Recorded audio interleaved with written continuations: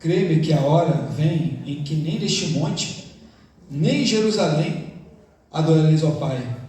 Vós adorais o que não sabeis, nós adoramos o que sabemos, porque a salvação vem dos judeus. Mas a hora vem, e a hora é, em que os verdadeiros adoradores adorarão ao Pai em espírito e em verdade, porque o Pai procura a tais que assim o adoram. Deus é espírito, importa que os que adoram o adorem em espírito e em verdade. A mulher disse: eu sei que o Messias, que se chama o Cristo, vem. Quando ele vier, nos anunciará tudo. Jesus disse: eu o sou, eu que falo contigo. Amém, irmãos? Bom, diferente do que eu ministrei domingo, do Apocalipse, eu não vou falar do Apocalipse. Eu vou falar sobre, se eu fosse colocar um tema para essa mensagem aqui, eu poderia falar sobre o diálogo de Jesus com a mulher samaritana. O que nós podemos olhar esse capítulo 4 do Evangelho de João, sobre esse diálogo em que Cristo, uma simples mulher, quando a gente olha para o capítulo 4, logo no seu início, diz que o Senhor Jesus precisava passar por Samaria. O Senhor Jesus, como era um andarilho para levar o Evangelho, levar o reino de Deus em vários lugares da Palestina, era necessário em que ele pudesse passar por Samaria. Como nós olhamos aqui que ele vai passar por essa região, diz que em uma cidade de Samaria ele foi para Sicar. Diz o texto que ele ficou próximo, junto a uma herança de Jacó. Acompanhe comigo o texto, você vai ver que essa herança de Jacó é um poço. Quando olhamos para o livro de Gênesis, capítulo, se não me engano é 33 ou 34, vai relatar que Jacó, depois que se reconcilia com seu irmão Esaú, Jacó, ele vai comprar uma terra da mão dos moradores de Siquém, e o principal homem se chamava Amor, e Jacó vai comprar essa terra por 10 talentos de prata. E ali diz o texto que Jacó, ele vai levantar um altar ao Deus de Israel. Então Jacó, quando compra essa terra, tá? Essa terra chamada Sicar, quando Jacó compra esse pedaço de terreno, Jacó, ele vai levantar o altar do Deus de Israel. E não só levantar um altar, ele vai cultuar a esse Deus lá na terra de Canaã. E Jacó, posteriormente à sua morte, quando você vai lá para o livro do Êxodo, depois você vai passando pelo livro do Números, Deuteronômio, Levítico, Josué, diz que lá no livro de Josué, quando os filhos de Israel, quando foram habitar na terra prometida, diz que os ossos de José foram enterrados nessa cidade. E ali Jacó deu por herança a José. Então, quando olhamos para esse poço histórico, esse poço de uma terra que foi comprada por Jacó, e que a sua história foi passada por gerações, não é qualquer poço, foi Jacó que comprou aquela terra e foi construído um poço ali.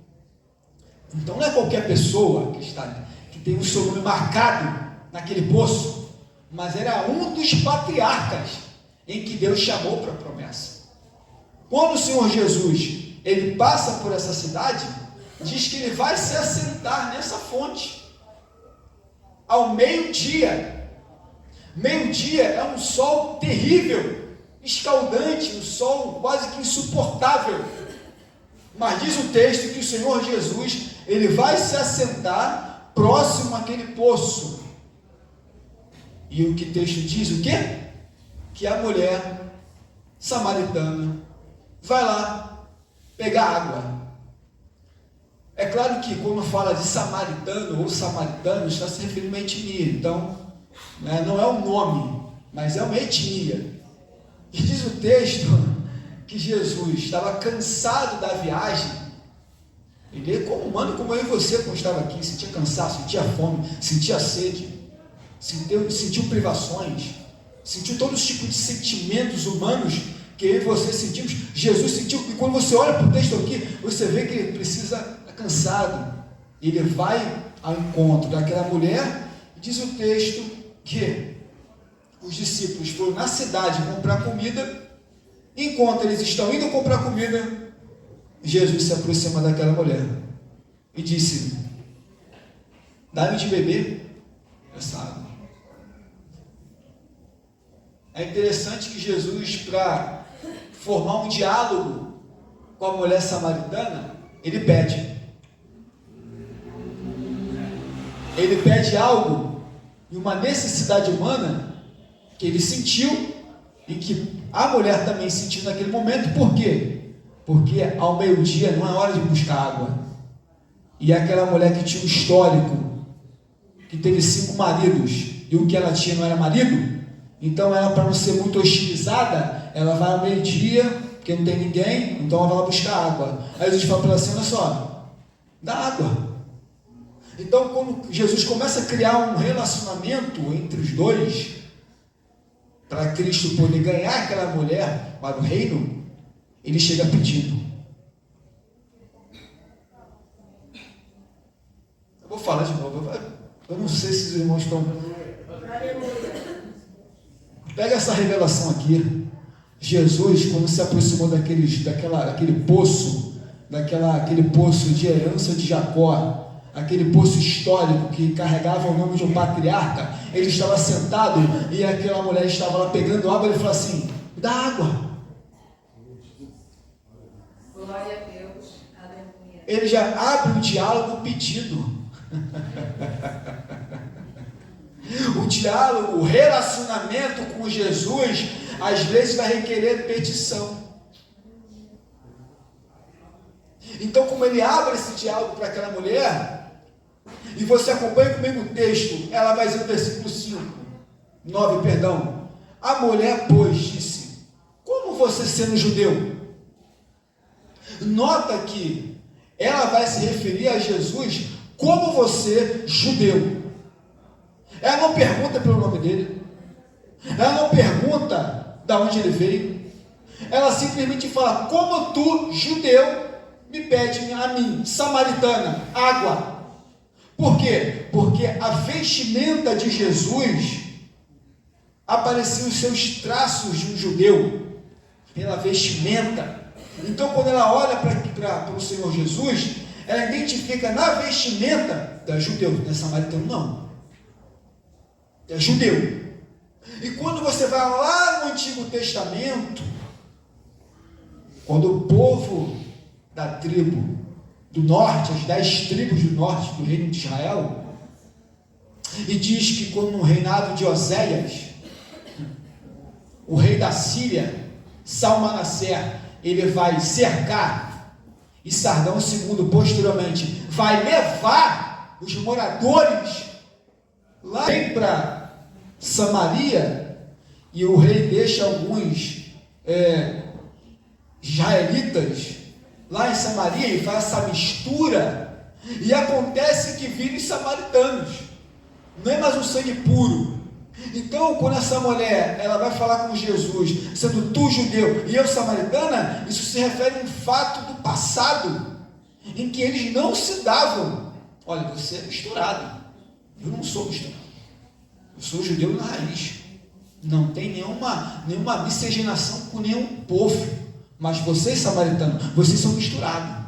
Então, essa situação de não se dialogarem, se não se conversarem, essa mulher estranhou. Como é que tu mesmo sendo um judeu, quer falar comigo como sou uma mulher samaritana? Mas Jesus vai dizer assim: se tu conheceres o dom de Deus. Jesus não responde para ela o porquê que ele está falando com ela. Glória a Deus. Jesus não vai dar uma resposta para ela: olha, os nossos irmãos, ou vocês, eu sei que vocês têm um atrito, eu sei que vocês têm um problema étnico, um problema cultural diferente. Não, Jesus não vai responder para ela aquilo que historicamente era uma batalha, era um entrave, era uma rixa, eram rivais. Jesus não entra nesse campo. Jesus está mais preocupado em trazer aquela mulher para ele do que trazer uma discussão de rivalidade, de etnia, de cor, de raça. Não, Jesus está mais preocupado em trazer ele para o seu reino do que debate. Glória a Deus. Então, nesse diálogo com essa mulher samaritana, ele está mais preocupado em trazer ela para o seu reino do que ficar perdendo tempo debatendo. Perdendo tempo com umas circunstâncias que não iriam mudar eles, mas Jesus estava preocupado em mudar ela. Aleluia. Aleluia. Eu sinto uma graça do Espírito aqui nessa noite, irmão. Jesus, quando nos chama para um diálogo, ele está mais preocupado em transformar você. Esquece debate, esquece rivalidade, esquece coisas, meu irmão, que não edifiquem em nada. Jesus está mais preocupado em te trazer para o reino, te trazer mais perto, te conhecer mais a Ele, do que entrar em circunstâncias que não vão mudar a tua vida em nada. Aleluia. Glória a Jesus. Glória a Jesus. É a segunda coisa que eu percebo aqui com Jesus e essa mulher, com esse diálogo, Jesus não estava preocupado em responder ela em questões étnicas, questões históricas. Não, Jesus está preocupado em trazer ela para o seu reino. Outra coisa que eu percebo é que ele fala assim: ó, se tu conheceres o dom de Deus e o que tu está vendo à tua frente, você me pediu, não eu te pedi. Se você conhecesse quem eu sou, você pedia a mim e não eu a você. Aleluia. Se você conhecesse de fato quem está na sua frente, você falar: eu quero de ti mais. Aleluia. É interessante que ele fala assim, ó: se você soubesse o dom de Deus e quem é o que fala contigo, eu te daria água viva. Aleluia. Por quê? Porque aquele poço, aquela herança de Jacó, durante séculos estava ali, uma água parada, uma água que simplesmente só matava a sede. Mas ele fala assim: se você conheceres o dom de Deus e quem é o que está diante de ti, você pediu uma água que não ia ser uma água parada, você pediu uma água em que traria vida para você. Aleluia. Se você me conheceres o dom de Deus e quem está diante de ti, você pedir água viva, você pedir algo vivo para a tua vida espiritual.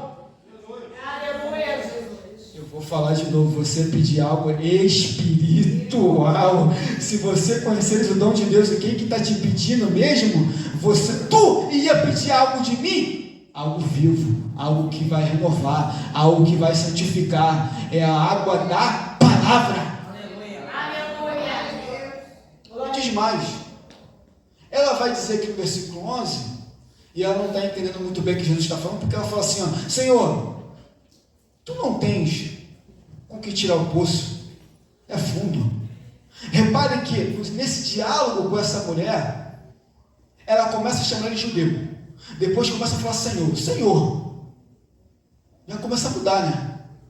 Começa de judeu, aí passa para Senhor, diz assim: Senhor, se tu tens com que tirar, você não tem. Ela está pensando que Jesus está falando de uma coisa material, de água, como ela tinha o costume. Ela: Senhor, não tem nada na tua mão para tirar dessa água viva. De onde está esse poço? Aonde está essa água viva? Não tem nada aqui. Se você olhar para o texto, você vai ver: Senhor, não tem. O poço é fundo, da onde você vai tirar água viva? Eu não estou vendo, eu só estou vendo simplesmente um judeu na minha frente. E os Deus. E por isso ele tem história. Mas ela está preocupada: é tu maior que ele? Olha o que diz aqui, ó: és tu maior que Jacó, nosso pai, que nos deu o poço, bebendo ele próprio dele, de seus filhos, do seu gado? Olha só isso aqui. Ela está dizendo: olha, essa herança aqui, que foi construída por Jacó, ele bebeu dessa fonte, essa cisterna aqui, desse poço. Os seus filhos também, os seus gados também. O Senhor é maior que ele? Aí diz o texto aqui, Jesus respondeu e disse, qualquer que beber dessa água vai ter sede. Jesus nem deu bola. A resposta curta e direta naquele diálogo.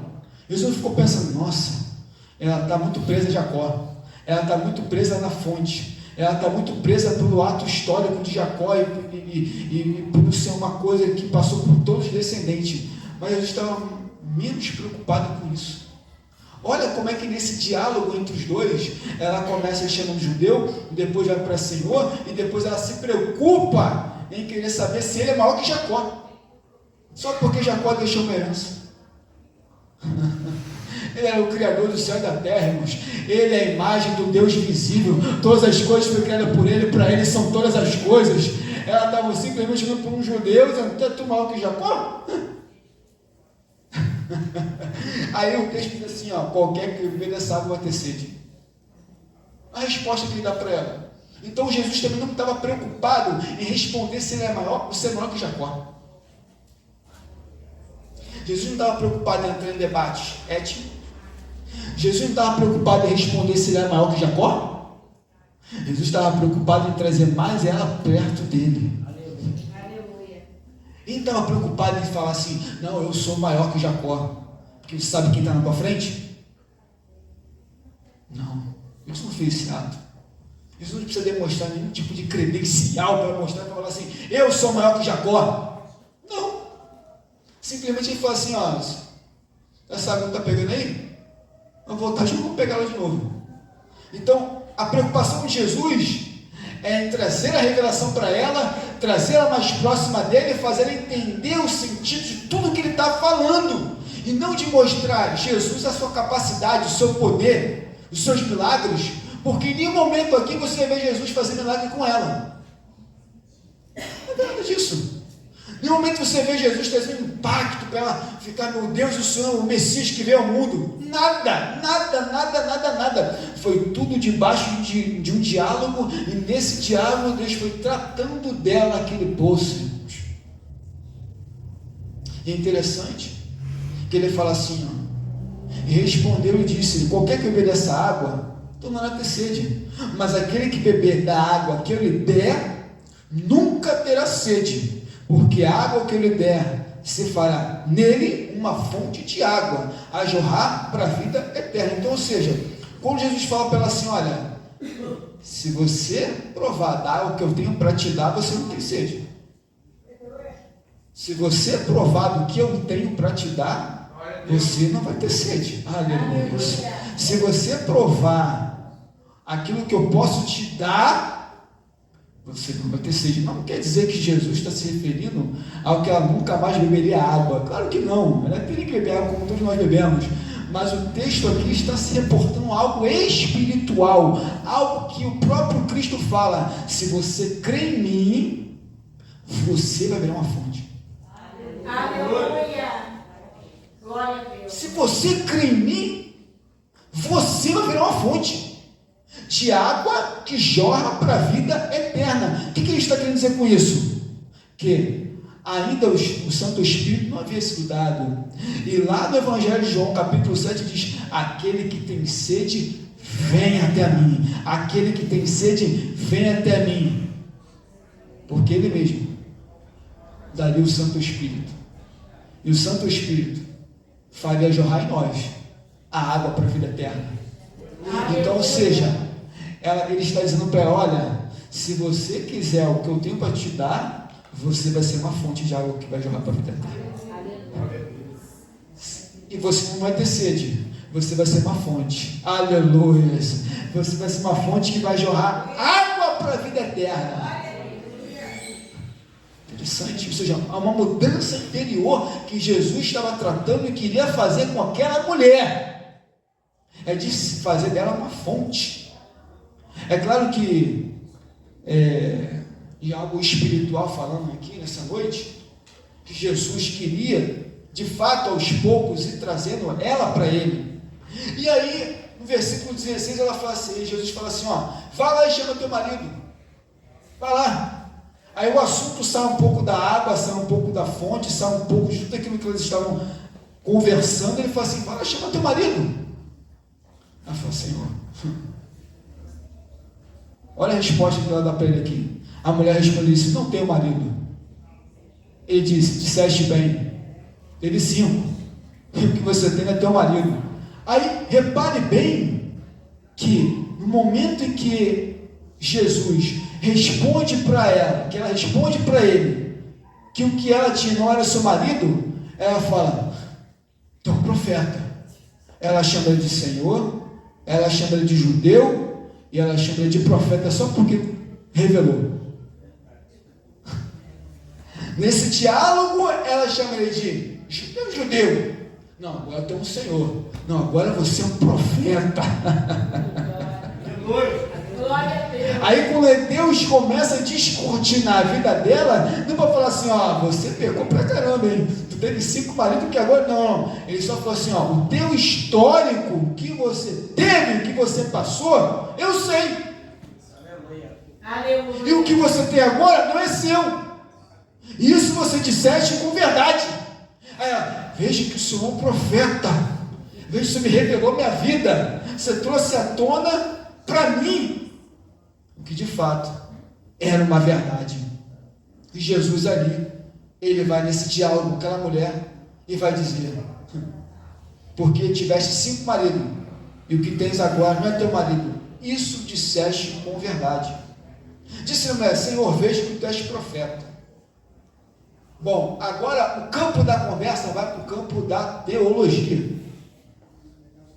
Porque se você olhar para trás, né, ali há uma questão étnica ali sendo debatida, e Jesus saindo daquele centro de rivalidade, de disputa, aí Jesus entra no campo espiritual para trazer para ela o que seria a água viva, o que ele poderia ofertar para ela. Aí depois Jesus, né, quando revela a sua situação, do que ela vivenciou, ela reconhece ele como profeta. Agora ela vai jogar de novo uma conversa teológica. Que conversa teológica é essa? Aí acompanha comigo aqui, ó. Nossos pais adoram nesse monte. Agora já entra na oração. Por quê? Porque lá no Antigo Testamento, lá no Monte Gerizim, foi onde Moisés empretou a bênção. E nesse próprio Monte Gerizim, quando houve essa rivalidade, né, essa mistura dos samaritanos, os próprios samaritanos construíram um templo em nome de Deus, igual Jerusalém. Então, ela pergunta, olha, os nossos pais, né, adoram aqui, vocês dizem que é em Jerusalém, então, qual é a verdade? Porque nós nós adoramos aqui, e vocês adoram em Jerusalém. Então agora começa a entrar uma dúvida de uma coisa teológica para saber o que é certo e o que é errado. E eu louvo a Deus que Jesus sempre dá uma resposta certa.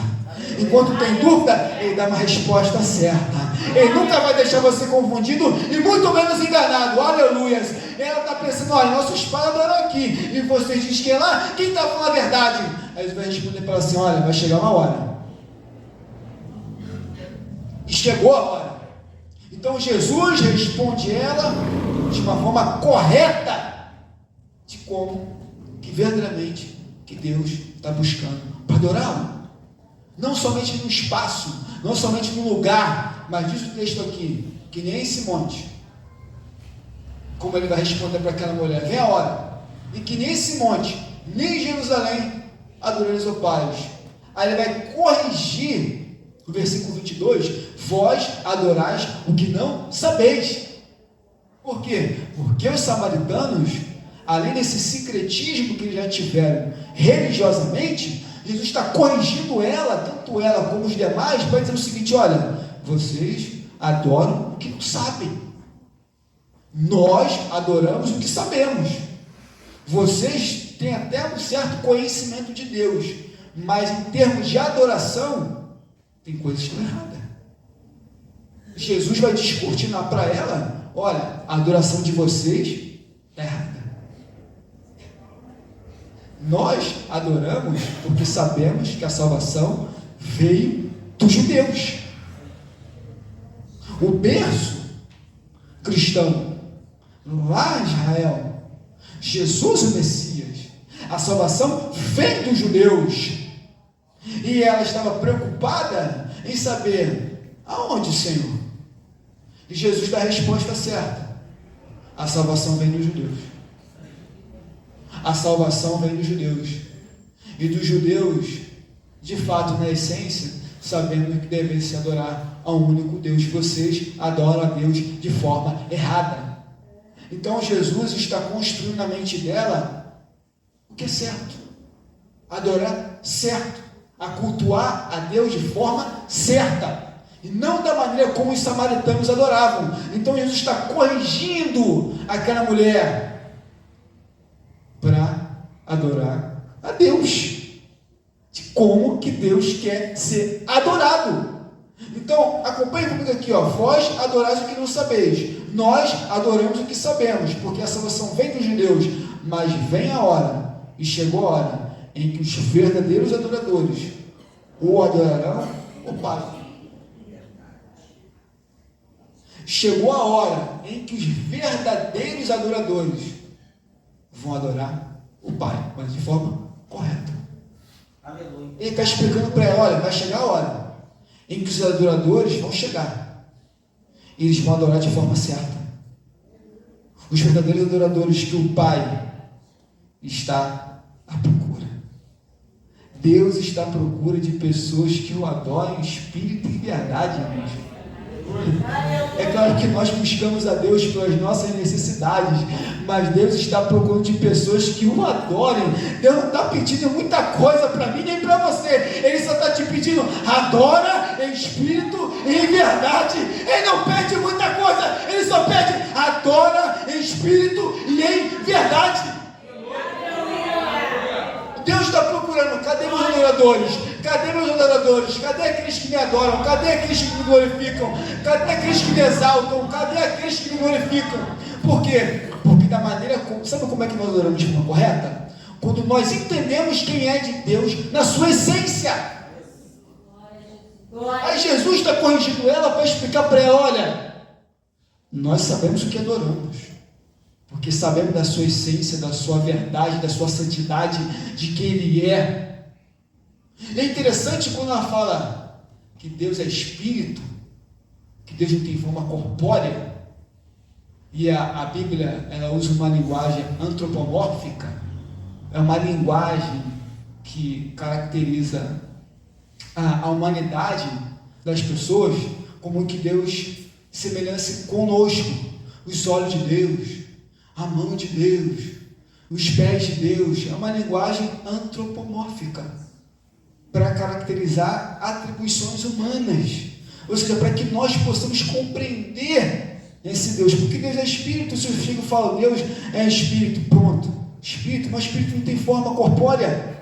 Então Deus, para se comunicar, pega essa linguagem antropomórfica para falar: a mão de Deus, o pé de Deus, os olhos de Deus, os ouvidos de Deus, a boca de Deus, para que nós possamos entrar em relacionamento com Ele. E também existe a palavra antropopatismo, que caracteriza sentimentos. Deus cirou, Deus amou, Deus amou, Deus está irado. São sentimentos, e que a Bíblia usa essa linguagem para nós compreendermos a respeito dele. Porque como é que eu vou entender, não sei o que é espírito? Não tem como. Então a Bíblia usa essas linguagens para a gente compreender a esse Deus em que você serve, que eu sirvo. Aleluia. Por isso que Jesus fala: olha, Deus é espírito, Ele está à procura de pessoas que o adorem em espírito e em verdade. Aleluia. Deus é espírito. Importa que os que adoram, olha só, importa os que adoram. Aí ele está respondendo para quem? Importa os que adorem, o adorem. Meu Deus, não. Deixa eu acabar, pastor. Importa que os que adoram. Olha só, importa os que adoram. Adoram quem? A Ele. O adorem. É diferente, né? Importa os que o adoram a Deus, o adorem em espírito e em verdade. Ou seja, o espírito da pessoa nela, mas que o adore a ele em espírito, na verdade, na essência, na consciência, no seu intelecto. Esse Deus é único, esse Deus é bom, esse Deus é verdadeiro, esse Deus é justo, esse Deus é fiel. Então eu adoro ele em espírito e em verdade. Então, quando nós adoramos ele na beleza da santidade, é atribuir nossa adoração a esse Deus poderoso, a esse Deus único, a esse Deus santo, a esse Deus fiel. Por isso que importa os que o adorem em espírito e em verdade. É uma coisa interna, nosso interior, que expõe para fora. Não é uma adoração assim.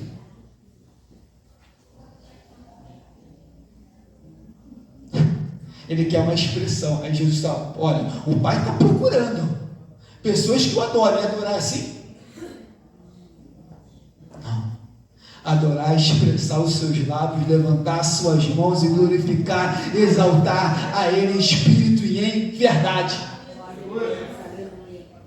É interessante que, para fechar esse diálogo, no versículo 25, a mulher disse: eu sei que o Messias, que se chama Cristo, vem. Bom, essa promessa do Messias é uma promessa tanto para os samaritanos, para os judeus, enfim, todos eles que sabiam uma coisa, pastor, que o Messias ia chegar. Todos eles sabiam uma coisa: o Messias das Escrituras ia chegar, sendo que ela não sabia que o Messias das Escrituras já estava na frente dela. Então, uma coisa, havia uma concordância entre eles: o Messias vai chegar. E diz o texto aqui: eu sei que ele vem. Eu sei que ele vem. E quando ele vier, saberemos tudo. Sendo que, meus irmãos, há uma certeza de que, fato, eles estavam esperando o Messias. Mas sendo que Jesus diz: o Messias está na tua frente. O que vocês esperam, os samaritanos e os judeus, está aqui. Está aqui na frente de vocês. A promessa da espera chegou. O Messias veio ao mundo. O Messias tomou a forma humana. O Messias, o Salvador. O Messias, aquele que redimia as nossas almas. Ele veio ao mundo. Aleluias. E aquela mulher, quando ouve dizer que Jesus é o Messias, ele fala: eu sou. Eu que falo contigo. Então, aquela história de que o Messias viria para os samaritanos e para os judeus, que é o que tanto eles aguardavam, veio e fala: eu sou e eu que falo contigo. Uma promessa em Deuteronômio capítulo 18, que Deus ele levantar um profeta semelhante a Moisés, e a ele ouvirá. Deus vai levantar um profeta no meio dos irmãos, semelhante a Moisés, e a eles ouvirás. E é a promessa do Messias, e essa promessa do Messias veio.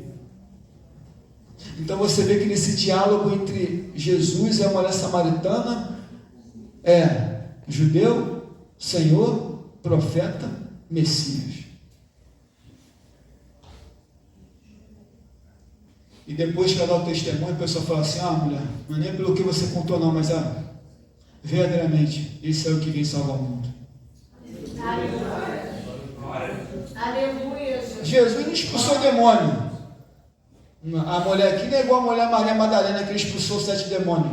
Não tem nem libertação. Aqui, libertação foi aqui, esclarecimento teológico, esclarecimento de quem Deus é, esclarecimento de que Deus procura, e verdadeiramente Deus quer um relacionamento.